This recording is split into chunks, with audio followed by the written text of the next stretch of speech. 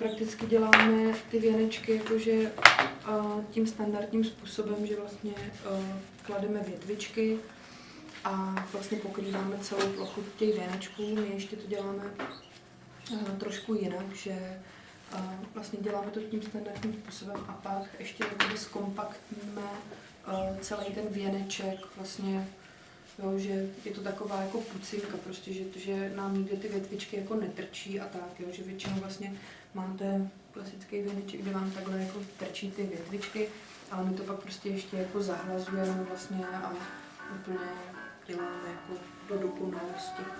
Takže základ prostě je mít korpus, mít drátek a udělat si vlastně ten fixní základ. Vždycky by vám vlastně ten drátek měl vycházet ze spodu. No, vlastně nikdy by neměl být jako končit tady, ale vždycky by měl být ze spodu.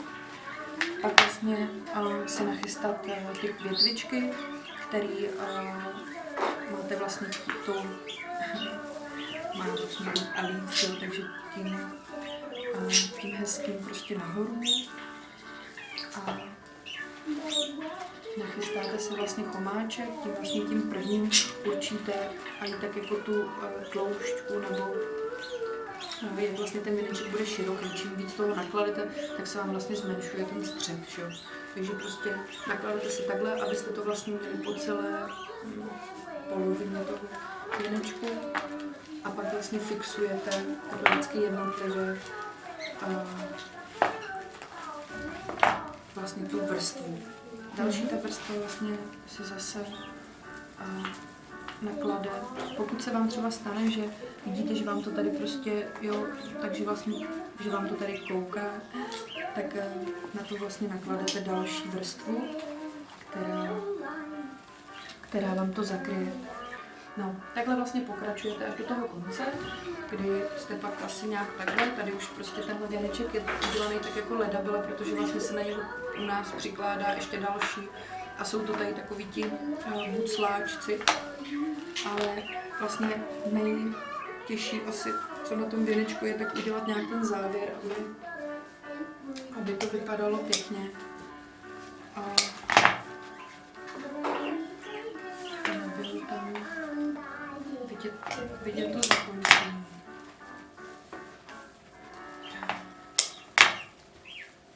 Tady třeba vidíte, máte obrácenou tu větvičku, tak ji můžete prostě vystřihnout pryč. Vám tam nedělala neplechu.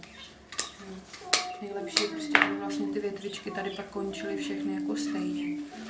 A zase, já nebudu klást tady tu poslední, ale jakoby, že mě to tady leží. Takhle si vlastně nadzvednu všechny ty větvičky. Podně to vložím. Vlastně pořád zakrývám tady toto a dělám to přesto.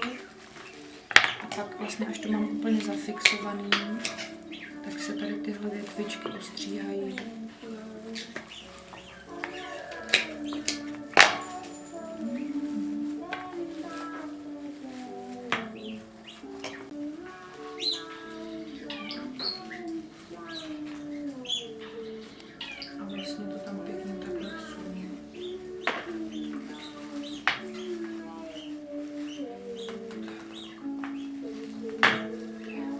Samotný ten věneček nachystaný, k tomu se vlastně jsme si nachystali materiál, kterým to budeme zdobit.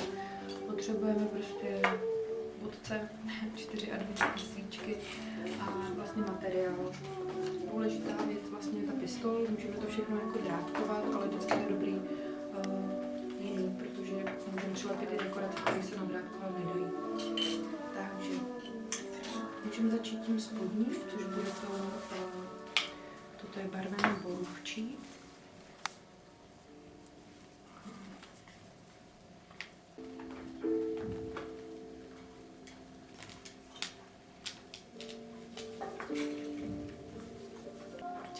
Tak. My většinou nedáváme asi úplně jakože 4 svíčky, tak asi jak to vždycky nějak jako vyjde prostě a je tak jako příjemný, když je ten věnec takový organický, tak by tam nemělo být úplně něco, co je prostě tím okem vnímaný jako 4 prostě body, že jakmile začnete ty věci skládat, takže dáte 1, 2, 3, tak to oko hned si to prostě slije do nějaké línie, takže když to máme prostě takový organický, tak je dobrý si to prostě to v tom udržet v takovém tom jako chaotickém stylu. Nebo naopak prostě ty svíčky dát prostě nějaký rozhodit a dělat v nich trošku disharmonie. Vlastně v tom kladení těch větviček pořád dodržujeme nějaký to, že vlastně se točí jako do kruhu, prostě, že mají takový přirozený, jak když bychom třeba hodili nějaký dřívka třeba do dřezu a vlastně by se to vypouštělo, tak prostě pořád to má jako nějaký přírodní nebo nějaký jako zákon prostě toho, že je v tom zachovaný nějaká jako přirozenost, prostě, že nic jako cíleně nestavíme prostě do pozice, že by to mělo vyvolávat něco umělého, což vždycky v té dekoraci jako je poznat. Pokud to uděláme cíleně, tak samozřejmě na tom postavíme celý ten charakter té dekorace, ale když to vlastně chceme prostě, aby to bylo pro to oko příjemný a vůbec jako pro celou tu kompozici, tak prostě je to hrozně pěkný, když ten chaos je vlastně takový jako řízený tím přírodním zákonem, jakoby. Takže takhle to stačí asi, aby jsme zase prostě nechali vyniknout tomu, že tam vlastně máme to kolečko toho korpusu, který vlastně je tím základem. Samozřejmě dá se i úplně potlačit nebo i úplně jako pozdvihnout. Ta stříbrná prostě, i ty větvičky prostě jsou takový jako ledový, zmrzlý. Prakticky já bych ho klidně nechala už i takhle. Takže je fakt jako jednoduché a příjemné. Dá se samozřejmě nakombinovat s nějakou další barvou, ale udělala bych ho prostě takový jako zmrzlej, tak na něho dáme tady ty jablíčka a budeme je takhle přilepovat a zase je dobrý, buď to je můžeme přilepit rovnou, anebo si vlastně každý to, buď to má drátek, anebo si každý můžeme nadrátkovat.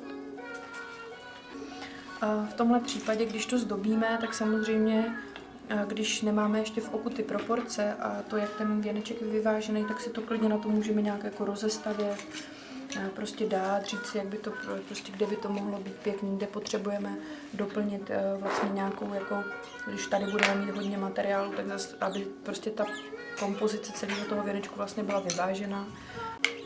Pokud máme tady tu organiku, tak je zase dobrý ne dělat segmentové věci, ale jako hloučit ty věci, protože to je zase prostě o tom, že když se to zase jako naplavuje, ty věci, tak většinou se pak sdružují na nějakém jako místečku, který je takový jako prostě přirozený, že nemáme zase, nevytváříme ty body, ale zase to prostě segmentově